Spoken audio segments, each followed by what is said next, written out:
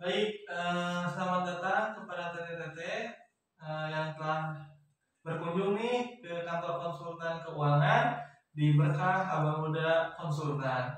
Oke, di sini saya Rifki Rizkula akan coba memberikan gambaran nih kira-kira apa sih itu inflasi, kemudian inflasi itu berdampak nggak sih ke kehidupan kita, dan gimana sih caranya supaya kita bisa mewujudin impian dan bisa terhindar dari inflasi itu sendiri. Oke, kira-kira inflasi itu apa sih? Nah, di sini inflasi itu sendiri bisa didefinisikan beberapa definisi. Yang pertama adalah inflasi itu adalah kenaikan harga barang dan jasa secara terus-menerus. Kemudian jumlah uang Anda tidak berkurang, namun kemampuan belinya yang berkurang. Kemudian semua kerja keras Anda akan terkikis habis hingga waktu tertentu. Yang pertama, kenaikan harga barang dan jasa secara terus-menerus. Jadi ketika harga barang dan jasa itu naik secara terus-menerus dalam jangka waktu yang panjang, maka itu yang dinamakan dengan inflasi. Kemudian jumlah uang Anda tidak berkurang, namun kemampuan belinya yang berkurang. Nah, di dalam uang itu sendiri, bahwasanya di dalam uang ini melekat 3 nilai. Yang pertama nilai nominal, nilai real, dan nilai intrinsik. Kemudian semua kerja keras Anda akan terkikis habis hingga waktu tertentu. Nah, ini yang menarik nih. Apa sih maksudnya kerja keras Anda akan terkikis habis hingga waktu tertentu? Kita akan lanjutkan nanti. Oke, di sini ada salah satu contoh inflasi nih. Tahun 2000 kita punya uang Rp100.000 yang warna merah ini. Ketika kita belanjakan ke supermarket, berapa item yang akan kita dapatkan? Tentu banyak, bukan? Kita bisa mendapatkan beberapa item. Tapi di tahun 2010 kita coba dengan uang 100.000 ini yang merah, kita belanja ke supermarket yang sama. Apakah item-item atau barang-barang yang kita dapatkan sama dengan tahun 2000? Saya rasa tidak akan mungkin sama.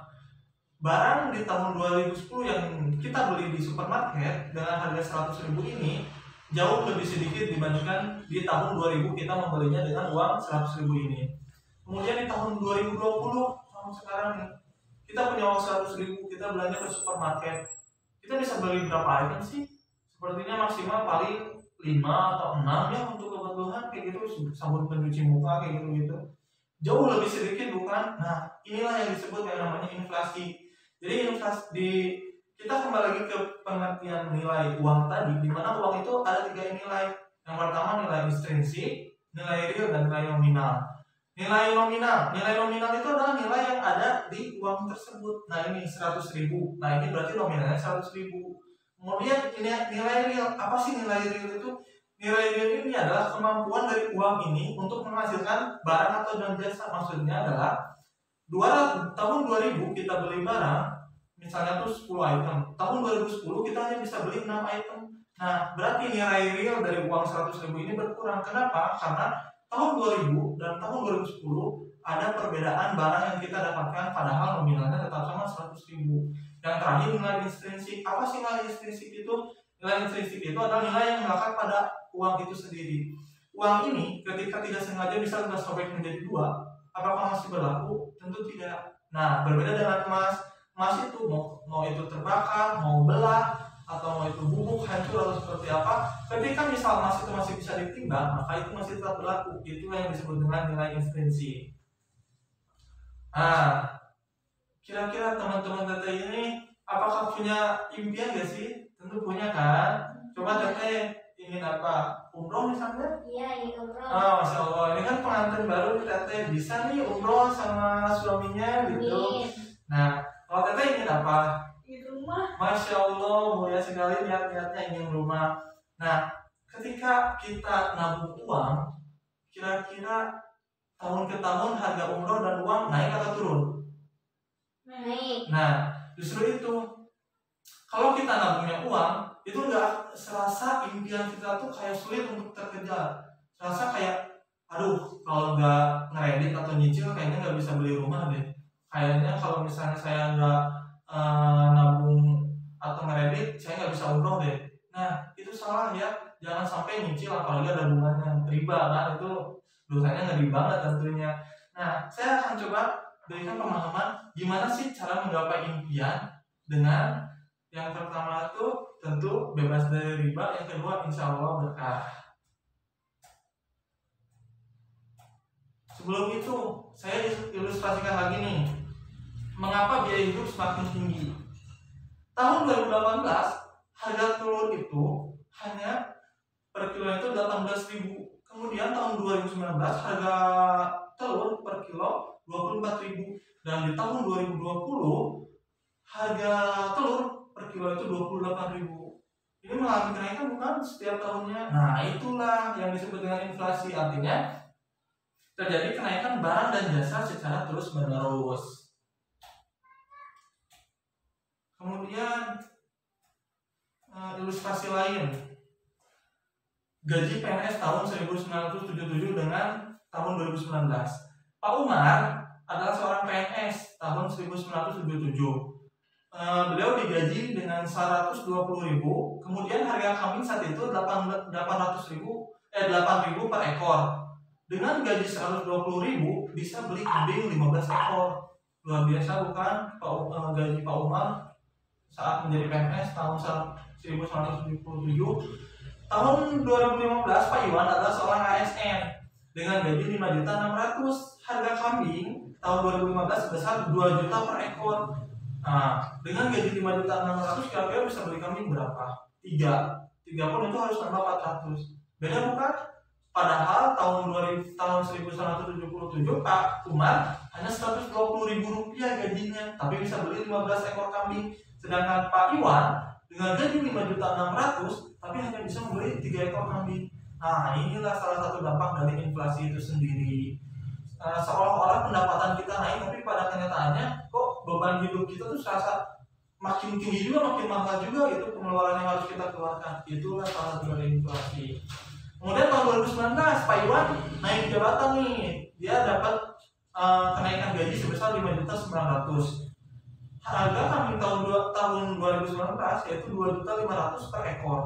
Dengan gaji 5.900.000, harga kambing 2.500.000 per ekor, kira-kira bisa berapa kambing?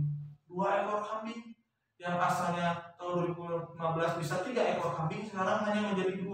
Padahal gajinya naik dari 5.600.000 ke 5.900.000. Nah, hati-hati, kenaikan pendapatan itu tidak sejalan dengan kenaikan harga barang atau jasa yang kita butuhkan. Maka gimana sih? Kenapa gitu ini bisa terjadi gitu? Nah, inflasi bisa terjadi salah satunya yang pertama dari kita tahu di hukum ekonomi ada yang namanya hukum demand and supply. Demand and supply ini adalah demand adalah permintaan, kemudian supply adalah penawaran. Ketika permintaan naik di pasar, kemudian supply-nya itu terbatas, maka akan terjadi kelangkaan barang atau jasa. Nah, itulah yang membuat harga semakin naik. Jadi peningkatan kebutuhan, peningkatan demand, peningkatan permintaan akan menyebabkan kenaikan juga harga barang atau jasa itu sendiri, dan kenaikan harga barang dan jasa itu sejalan dengan inflasi. Kemudian penyebab inflasi lain adalah peningkatan biaya produksi. Peningkatan biaya produksi dipengaruhi oleh yang pertama meningkatnya upah, kemudian kenaikan harga bahan baku, kenaikan harga barang impor, kemudian pajak yang lebih tinggi. Yang ketiga, mengapa terjadi inflasi, yaitu mencetak banyak uang. Loh, kok bisa nyetak uang banyak, tapi kok jadi inflasi? Padahal dengan nyetak uang justru kita bisa menjadi lebih kaya kan? Nah, saya akan coba ilustrasikan seperti ini.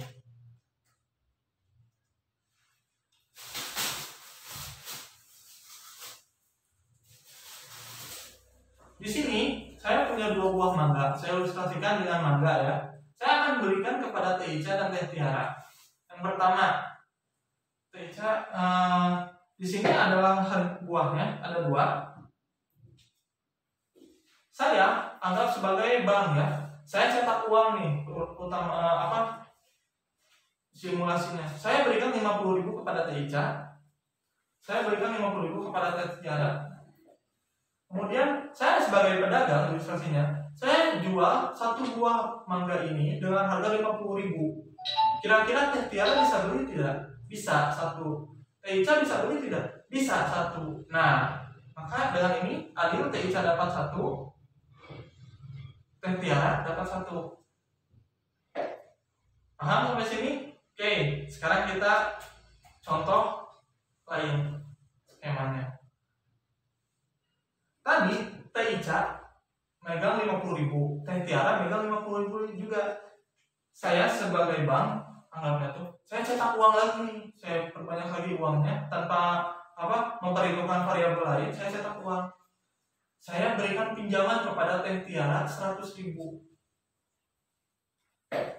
Buah mangga ini harganya tetap 50.000 satunya. Kira-kira Teh Tiara bisa beli borong mangga ini nggak dua-duanya? Bisa. 2 mangga ini bisa dibeli langsung oleh Teh Tiara dengan harga 100.000. Dengan harga 100.000. Sedangkan Teh Ica, anggap saja mangga itu sebagai kebutuhan pokok. Teh Ica tetap butuh juga mangga kan? Sedangkan mangganya habis. Nah, kelangkaan dari mangga itu sendiri yang menyebabkan karena permintaannya tinggi, sedangkan barangnya terbatas, itu menyebabkan inflasi. Artinya harga barangnya menjadi naik. Yang asalnya harga mangga satunya 50.000, Teh Tiara bisa jual 70.000 nih ke Teh Ica dengan ada keuntungan. Itulah hukum demand and supply dan bagaimana inflasi itu terjadi. Oke, next ya.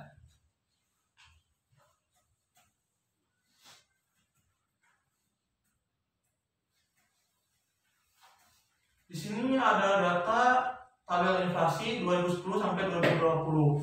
Kita bisa lihat ya di sini datanya. Tahun 2010 sampai 2020 itu mengalami kenaikan dan penurunan, terutama di tahun 2015 sampai 2020 inflasi mengalami penurunan. Lantas, apakah benar penurunan inflasi sejalan dengan kesejahteraan rakyat? Nyatanya, penurunan inflasi tetap saja masih membuat harga bahan pokok mahal, kebutuhan juga semakin tinggi, semakin meningkat. Nah, itu karena apa sih?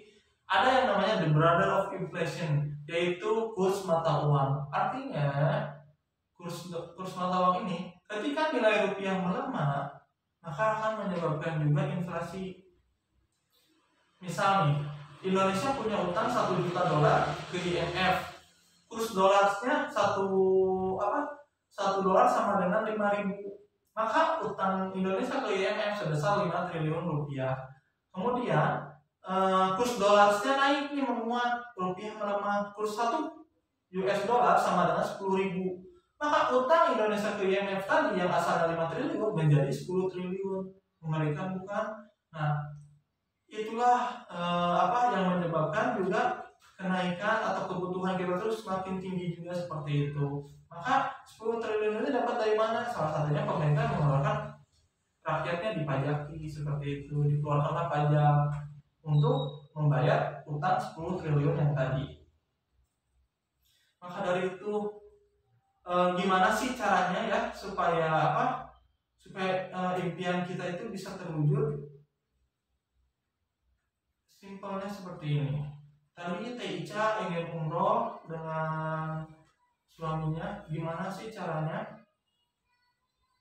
Caranya cukup mudah. Sebelum kita perencanaan lebih lanjut tentang umroh ataupun tentang rumah atau motor atau mobil, solusi finansialnya seperti ini. Li Ka-shing, orang terkaya Hong Kong, membagi ke dalam 5 bagian utama untuk dialokasikan dari pendapatan kita. Dari 100% pendapatan kita, 60% untuk kebutuhan pokok.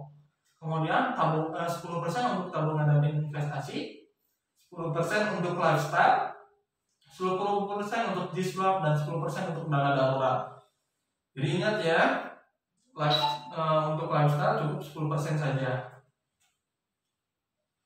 Sekarang kita cari gimana sih tabungan terbaik apa sih tabungan terbaik itu yang bisa mewujudkan impian kita, tapi kita nggak kena dampak inflasi, apalagi kerugian dari karena menguatnya kurs dolar atau melemahnya kurs rupiah. Ini dia tabungan terbaiknya, yaitu dengan logam mulia atau emas. Nah, salah satu yang saya rekomendasikan adalah EOA Gold. Kenapa? Karena dengan EOA Gold, pertama, impian dunia kita bisa terwujud, bisa kita wujudkan. Kemudian ada nilai pahalanya nih. Setiap kita beli kepingan EOA Gold, maka kita turut andil dalam berwakaf. Masya Allah, bukan? Dengan demikian, ketika kita beli EOA Gold, menabung EOA Gold, maka impian dunia kita bisa terwujud. Bahkan akhirat pun semoga kita bisa mendapatkan surga dari Allah Subhanahu wa taala. Amin. Kemudian gimana sih simulasinya? Misal Agustus ini haji tahun 2020 sebesar 25 juta. Artinya kita cukup kumpulkan, Tiara cukup kumpulkan 20 anggap 1 gram itu sama dengan 1 juta. Berarti Tiara cukup mengumpulkan 25 gram saja. Oke. Bagaimana sih strateginya untuk bisa umroh? Simpel Tiara, caranya seperti ini. Tiara bisa minimal 1 bulan itu bisa nabung 1 gram. Nah, kenapa kita ngasih 0,1, ada kemasan 0,1? Dari 1 bulan itu Tiara bisa cicil. Bagaimana caranya? Ketika Tiara memiliki kelebihan uang, bisa dikonversi ke logam mulia dengan kepingan 10 keping 0,1 dalam 1 bulan. Dengan demikian, dalam 1 bulan Tiara bisa mendapatkan 1 gram. Kemudian setelah 12 bulan atau 1 tahun, maka akan terkumpul 12 gram. Nah, untuk mencapai 25 gram tadi yang saya sudah tentukan di awal, maka selama 2 tahun 1 bulan, insya Allah akan terkumpul 25 gram. Nah, dengan demikian, kira-kira apakah bisa terwujud nggak nih umrohnya? Kan kita tahu tiap tahun umroh naik, tiap tahun rumah naik, tiap tahun harga motor, mobil naik. Kira-kira kita ngumpulin emas nih sia-sia nggak sih selama 2 tahun 1 bulan? Tunggu dulu, kita lihat datanya di sini nih. Biaya umroh dari tahun ke tahun bisa kita lihat, di mana dari tahun ke tahun biaya umroh ketika dikonversi ke emas maka akan mengalami penurunan. Itulah salah satu tabungan terbaik, di mana dengan emas ini justru ketika kita sudah memiliki beberapa gram, insya Allah impian kita di masa depan bisa kita wujudkan. Kemudian simulasi lainnya, misal TICA punya 50 juta. TICA di tahun 2010 TICA punya 50 juta. TICA simpan nih selama 10 tahun uang 50 jutanya di bawah bantal gitu ya. Misalnya tuh, apakah di tahun 2020 bisa meningkat jadi 55 juta? Tidak kan? Tetap 50 juta. Sedangkan jika TICA tahun 2010 itu melek emas, sudah mengetahui hebatnya nih dengan tabungan emas, tahun 2010 jika TICA punya 50 juta, maka bisa membeli 142,8 gram emas. Karena tahun 2010 harga emas per gramnya 350.000. Maka di tahun 2020 TICA tetap memiliki harga emas sebesar 142,8 gram. 142,8 gram jika TICA konversikan ke uang lagi nih di tahun 2020, berapa yang TICA dapatkan? 142,8 juta. Masya Allah, luar biasa bukan? Ketika TICA tahun 2010 menabung 50 juta disimpan, tahun 2020 tetap menjadi 50 juta. Tapi ketika di tahun 2010 TICA membeli emas, dibelikan konversikan ke emas senilai 142,8 gram, di tahun 2020 TICA konversikan kembali menjadi uang, maka TICA mendapatkan 142,8 juta. Artinya apa? Jika TICA ini umroh di tahun 2020 dengan uang 142,8 juta, TICA bisa mengajak 4-5 orang untuk umroh. Masya Allah, luar biasa bukan? Sedangkan kalau kita hanya menyimpan uang 50 jutanya saja, kita hanya bisa berangkat untuk 2 orang pasang saja, hanya TIK dengan suami. Tapi ketika dikonversikan menjadi emas, mendapatkan 142,8 gram, TIK bisa memberangkatkan umroh 4-5 orang. Luar biasa bukan? Bisa berbakti juga kepada orang tua untuk mengajak umroh. Inilah salah satu kunci bagaimana meraih impian dengan emas. Kemudian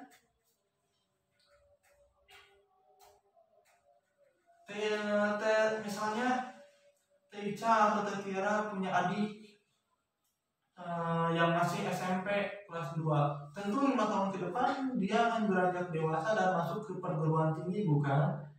Dengan kita tahu biaya perguruan tinggi yang sekarang, simulasikan misal 5 tahun ke depan kebutuhan biaya untuk bersekolah di universitas itu sebesar 125 juta. Maka bagaimana sih caranya untuk kita bisa menggapai impian adik kita bantu nih adik kita?